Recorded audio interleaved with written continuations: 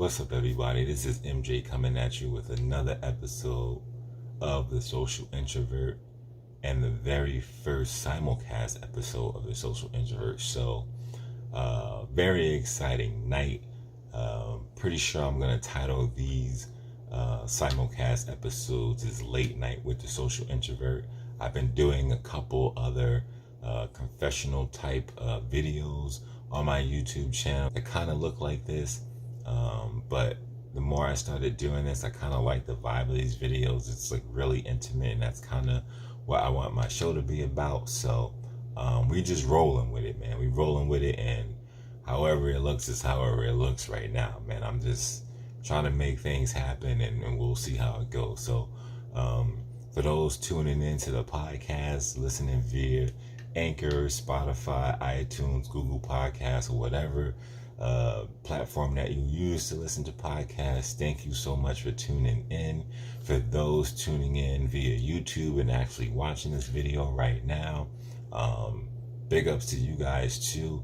Like I said, this is my first time doing one of these type of simulcasts, and eventually this is what I had envisioned for my podcast, is to not only have the audio version, but to also have the video version of it too. So hope you guys enjoy this episode, man. It's gonna be a really cool episode. Wanted to talk to you guys a little bit about The Last Dance. We were just blessed with another fantastic documentary from the GOAT himself, Michael Jordan. And I just recently got an alert on my phone earlier today that The Last Dance was the most watched documentary by ESPN, which means everybody and their mom was watching it. Even people that probably didn't even know who he was, didn't get to see him play, or not even really like hardcore basketball fans were probably watching it. So it was really cool to get a chance to be able to see that documentary, and it brought back like so many memories, and it basically kind of like ignited a fire in me. I remember as a kid, I used to watch like tons and tons of like these other documentaries that he did that were more like home video type of documentaries, but I'll get into that later. So like I said, thank you guys for joining me today, and I hope you enjoy the show.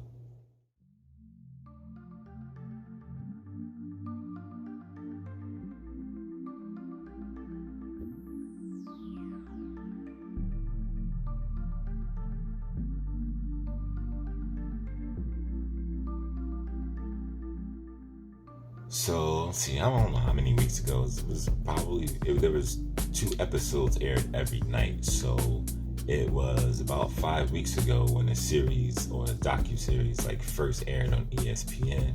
And shout out to Netflix for claiming the international rights. So anybody that watched The Last Dance overseas were pretty much watching it on Netflix, but anybody in the US was watching it on ESPN, which I thought was pretty dope that Netflix kind of like jumped in on that.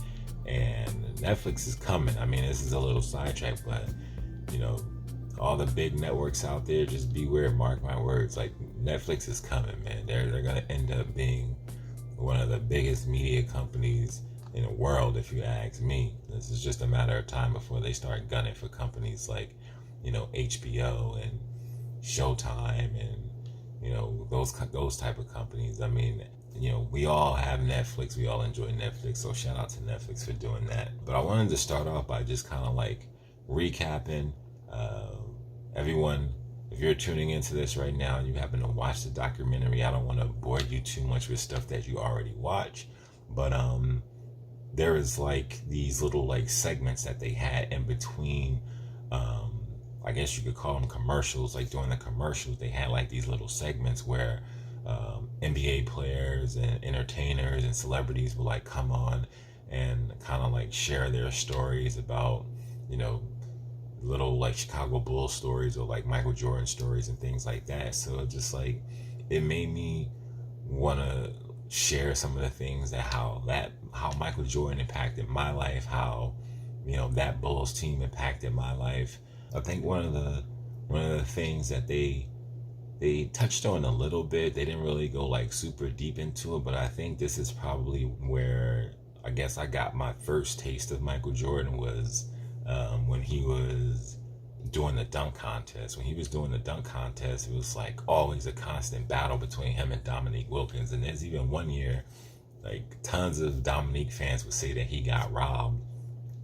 I think that was the year that Jordan did the free throw line dunk.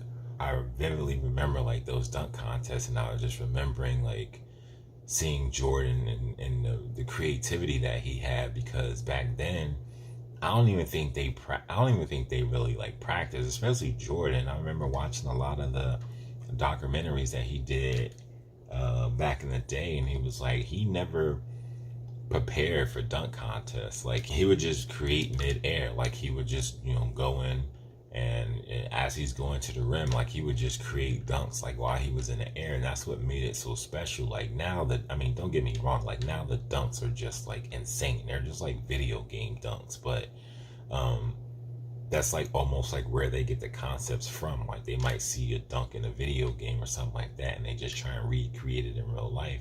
But back then it was like, Jordan just had like so much creativity that was just one of the things that like you never really knew what he was gonna do until he did it. So it was like you always knew that each dunk was gonna be either a slight variation of the one before, or it was gonna be something completely new and out of this world. That's what I think is so good about Aaron Gordon and Zach LaVine, is that they bring like originality to the dunk contest. And there's a lot of dunk contests where they're just like repetitive dunks over and over, and they're just constantly giving out 50s to people who don't deserve them, which is just bogus. But I mean, yeah, man, those were some epic like dunk contests between Dominique and Jordan. So those are one of the first things that kind of like made me catch my attention of Jordan.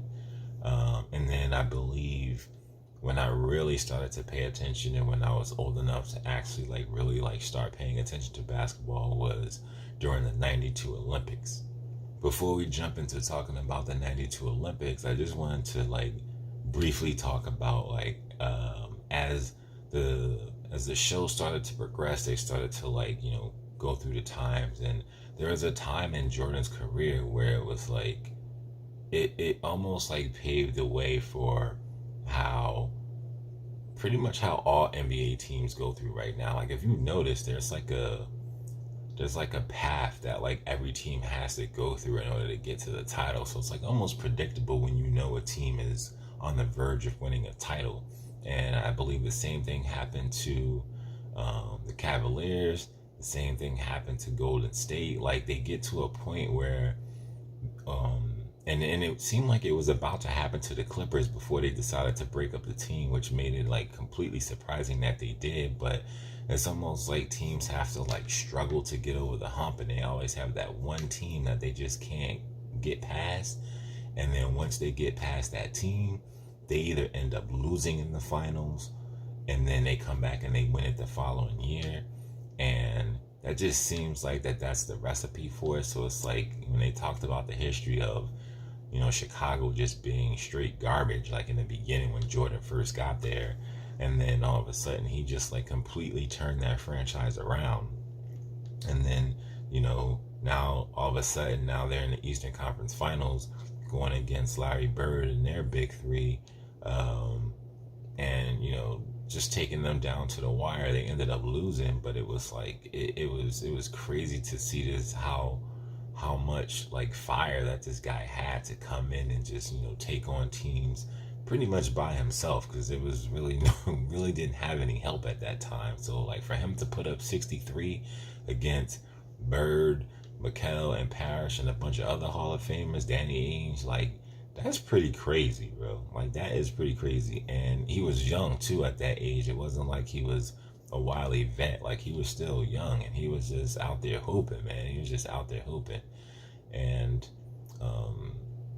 seeing that as a young kid and wanting to learn how to play basketball, I remember all those like classic battles with the Detroit Pistons and with the Knicks. Like to me, like that's when the NBA was at its best. Like not for nothing, I mean they were really out there playing. Like it was pretty rough back then, man. Like there was no easy baskets, and I played on some teams where it was like that.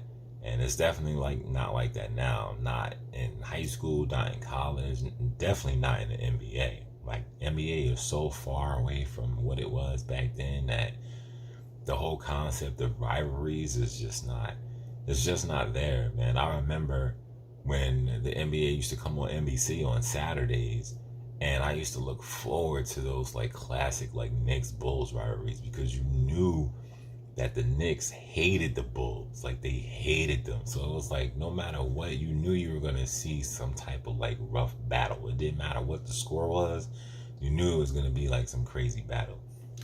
And it's kind of sad now when you look back, knowing that like Patrick Ewing, you know, never really got a chance to like win a championship because he always had Michael Jordan in the way. And I believe it was that one year they finally did get to the finals and they blew it.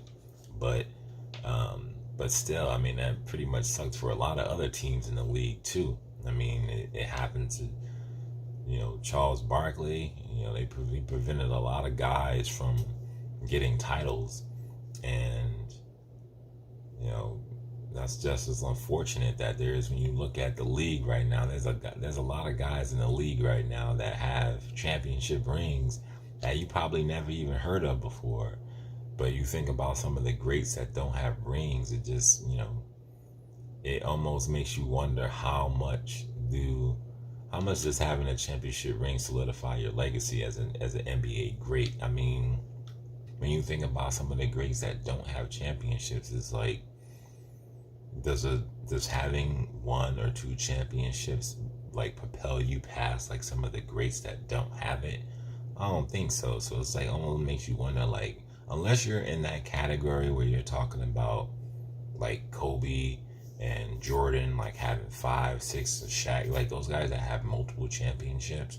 Once you get into like that upper echelon, then maybe, you know, the rings matter. But when you're talking about onesies and twosies, I really don't know like how much it matters when you're comparing, you know, role players to, you know, other Hall of Fame type players. So seeing those rivalry games and seeing those Knick games on Saturdays against the Bulls, like I remember like running outside during halftime and trying to like mimic some of the moves, and, you know, to kind of like use that to kind of segue into what I was talking about. Like I remember when they first announced that the Dream Team was going to be professional basketball players, and at that time, I was even more stoked because Christian Laettner made that team, and he was the only college player at that time to make that team. Before that, they were using college players, but the one year that they decided to use all pros, they still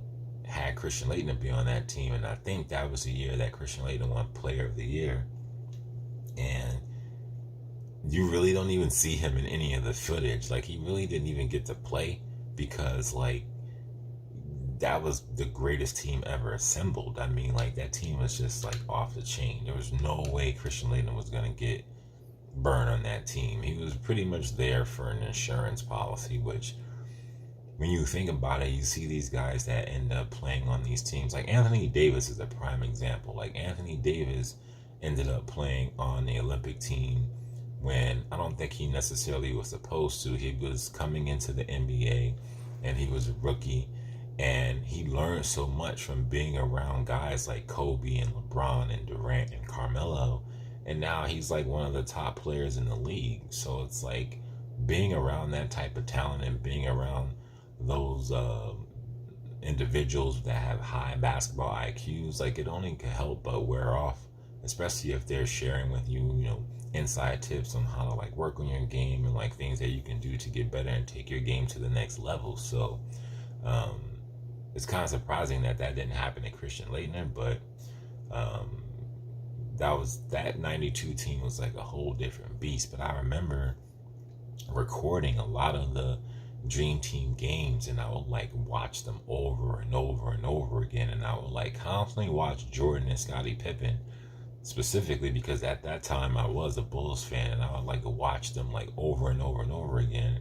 And I could just remember as a kid, there was this one play that Jordan did, and I would, you know, really love to have that pop up right here, right now. I don't know if I can make it work. If it pops up, great. Then that means I figured out a way to get it to pop up. But hopefully that play is playing right now. If not, that means I didn't make it happen. But anyway, there was one specific play in the 92 Olympics where I think Jordan got a steal. I rewinded that play so many times because it actually started on the defensive end, and it just made me want to like play the game of basketball. And I remember I would always like go outside and just try and like mimic the moves that Jordan played. And to be honest, mimicking Jordan is how I taught myself how to play basketball. Like when I was a little kid, I didn't go to any summer camps. I didn't, have, people teaching me how to play the game. I pretty much taught myself by watching the guys on TV and trying to mimic them. And I got really good at imitating them to the point where it actually made me a good player. So it was like pretty weird how I actually like learned how to play the game. And then once you actually get into high school and you start playing organized sports, you kind of can fine tune those skills, and you can like work on your game a little bit more. But ever since the 92 team, man, I was all in on playing basketball. And then I remember Jordan used to have like all these like old school like home video like documentaries. Two of my favorites was Michael Jordan Playground and Airtime, and then Michael Jordan to the Max. Michael Jordan to the Max was like more current. But Playground, I used to wear that tape out. I used to watch that video all the time. It was like one of those videos that you would watch to like get hyped up for a game. So anytime I had a AAU game, or anytime I was going to the park to like play ball with my boys, like I would watch that video before I would go to the park to get like hyped up and to get like excited to like play, because it was just like one of those like uplifting, like motivational like videos. But it was Michael Jordan, it only made you like want to go to the park and try and imitate some of those same moves. So it's like I pretty much grew up on Michael Jordan Playground and Airtime, man. I used to wear those tapes into the ground, man. I can't even imagine how many times I used to watch those videos, man. I used to watch those videos a lot. I really liked how they put the spotlight on certain role players. Like they obviously gave Scotty his shine because, Scotty was like a huge, he was Robin to Michael's Batman. It was him, like that was his ace. But like I really admired how they put the spotlight on certain role players. Like they gave Tony Kukoc a lot of like time and talking and things like that, and gave a little bit about his story. They gave Rodman a lot of like time, and they talked about his role and things like that. And then when they did the whole bit on Steve Kerr and how he kind of like learned from John Paxson how to like, be a teammate of Michael's and things like that, like that's like real basketball, Like that's real inside talk about like guys that don't always get to touch the ball, guys that just have to stay. And let me tell you firsthand, like I like I said, I played basketball in high school and college, and I've played Division I ball, I played Division II ball, and I played Division III ball, and I've been in plenty circumstances where I had the opportunity to have the ball in my hand, and there was a lot of times where I didn't.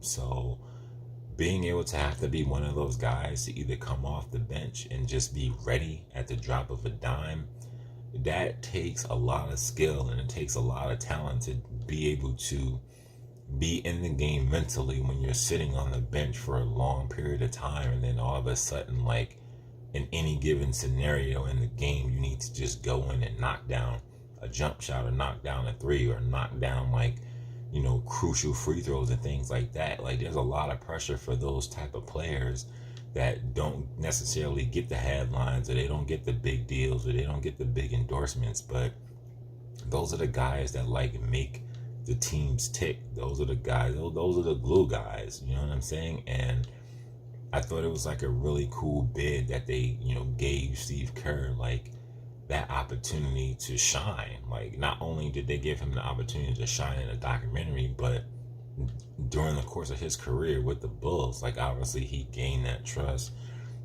from obviously going to battle with Michael in practice, which is where it all starts. I mean, that kind of stuff happens in practice all the time, especially back in the days. Now, I don't know. I can't really say about that. I would probably say not. But like, trust and believe, again, like I said, I've been on teams where there was just straight up brawls in practice, and it was just like we all pieced it up. You know what I mean? It made us tougher. It made us, gel together as a team. It made us come together as a team. And it just made us stronger when it came time to go to battle, knowing that, your brother next to you or your teammate next to you is going to have your back, like, no matter what. So I really, really could relate to that aspect of when they kind of like went in on all the role players. We all know how good Dennis Rodman was. I mean, to me, I wouldn't even consider Dennis Rodman a role player. He was more of like part of the big three.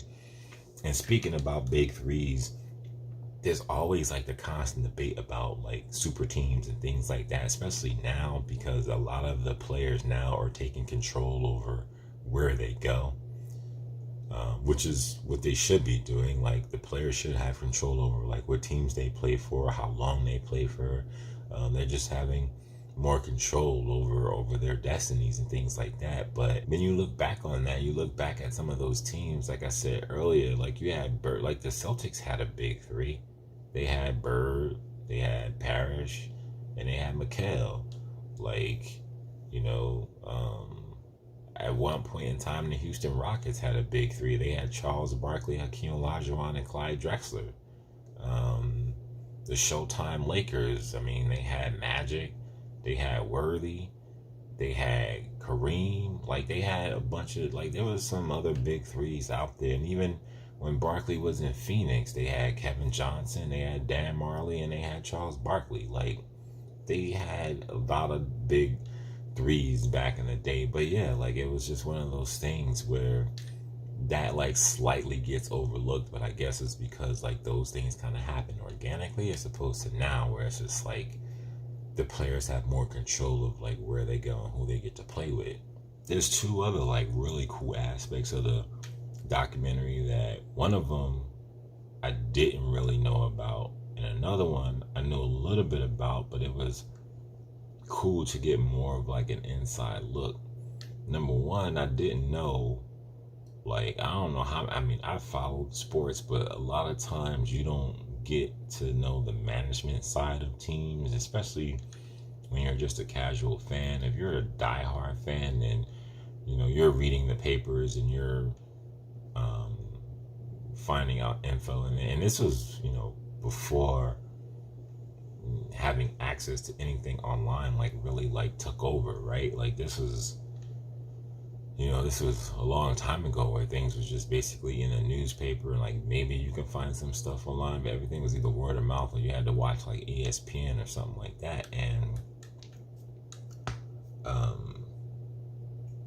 like the relationship that the players had with the Bulls ownership, that just seems like blasphemous. Like now, like it seems like it just makes you wonder, like, the whole ownership player thing. And we went through this whole thing with the NFL that was like, it kind of opened a lot of people's eyes with like how these owners basically, I guess, quote unquote, feel like they own these players when they're the ones out there doing the work, and they're the ones out there in the trenches making them rich by winning championships and by filling the seats and things like that. So it's like, they have to get credit to an extent, but it's like,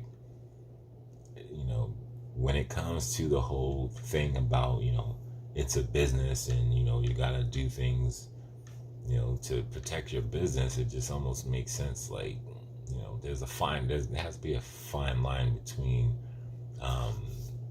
just having straight up loyalty and, just being like a good, manager, or a good owner, or a good GM and things like that. But like some of the stories that they were telling, with the whole thing with Scotty's contract, and then, how they made the 98 season like the last season that Phil Jackson was going to be there regardless of whether or not if they won or lost. Like, that's how it became, the whole title of it being The Last Dance. Like, that whole concept is just bogus. Like, that was something during a time that I didn't know about until now, obviously. And I'm pretty sure I'm not the only one that didn't know that. Maybe there's some people that knew that, but I didn't know that that was like a negotiated thing where it was like, okay, this was going to be the last year. No ifs, ands, or buts about it. And the funny thing about it is that when they got to the end of the documentary, they tried to say that they offered Phil the chance to come back for one more year, and it's just like, really? Like, I'm pretty sure they said that just for, just to say that they said it. I mean, they obviously made it clear that he wasn't coming back, and so that automatically mean that they were gonna tear that squad apart, which, no fans of any teams wants to see their favorite team go through a rebuild. And that's what kind of happened to me. That's why I stopped being a Bulls fan. Like, once I've always been a fan of teams. Like, when you're a fan of a team, you're a fan of that team, not that organization. So if you have like a good core of guys and you like how they play together, that means you're a fan of that team. Once that team starts to break up, then, they have some of us that say, it's bandwagon and things like that, but it's like, I normally ride with teams until they start breaking up the nucleus of the team. There's only really like two teams that I'm ride or die with. That's the Giants and that's the Duke Blue Devils. Like, the Duke Blue Devils, that's college, so you automatically know, especially now, it's year to year. Like, they're bringing in guys for 1 year, a bunch of one and done. So it's like, we have a good year and we go on a championship run. I'm not the expectations for the next season are extremely low because you have no idea who's coming into that team. They always get 5-star recruits, but you never really know how those guys are going to gel with some of the guys that are left over. Same thing with football. Like, football, they'll build up like these dynasties, and then before you know it, they just start like picking people apart. They lose like one major star, and then the next thing you know, you're the Cleveland Browns. You know what I'm saying? So it's just like, it's just disgusting that like the whole like dynasties are really like a dime a dozen. Like, it happened to the Warriors. I mean, they're still a little bit intact, but like, it happened to the Warriors. It just happened to the Patriots. Like, it happened to everybody. It happened to the good Dallas Cowboy teams like back in the day. It happened to the Buffalo Bills teams back in the day. It's about to start happening to the Rams. Like, they already had some pieces. The thing about the Rams is that they kind of like get rid of people, but then they bring like good talent in. So don't really want to get into football, but you get where I'm going with this. Like, the whole like, dynasty thing was just kind of like mind-boggling to me. And now we get to the end of the documentary and find out that Jordan really wanted to try and go for 7. I mean, we don't know how much validity it is to that, but obviously they were unstoppable, man. Like, they were 6-0 in the finals. I mean, I don't think there's any other team that could say that they were 6-0 in the finals, and it was up to them to continue to keep that train going until they lost, and they didn't get that opportunity. So that was kind of not necessarily sad, but now you're just always going to wonder, like, what if, like, what would have happened? And I know myself and a lot of players probably don't like wondering what if, especially if you felt like you had the tools to do something great. All right, well, I think that's going to be it for this episode. I really had fun doing this type of simulcast episode for the podcast. If you guys are watching via YouTube, please let me know what you guys think in the comments below. If there's anything you like, if there's anything you think I should change, your feedback will definitely help me progress this podcast, go this simulcast the way that I want to.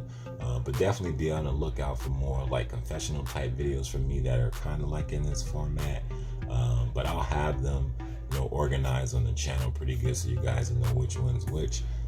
But for those of you listening via the podcast, again, thank you guys for tuning in. But before I get out of here, I just want to give a big shout out to Anchor and Spotify for giving me the opportunity to be able to not only have this podcast, but to also be able to get it distributed across multiple platforms. And now that I'm doing this on YouTube, hopefully that I can build another following via YouTube too. I love YouTube. I love the ability to be able to create and share a little bit of who I am with you guys, and that's pretty much what I did in this video. I have no idea what the final cut of this video is gonna look like, but hopefully I could jazz it up a little bit to make it a little bit more interesting to those that actually want to watch it.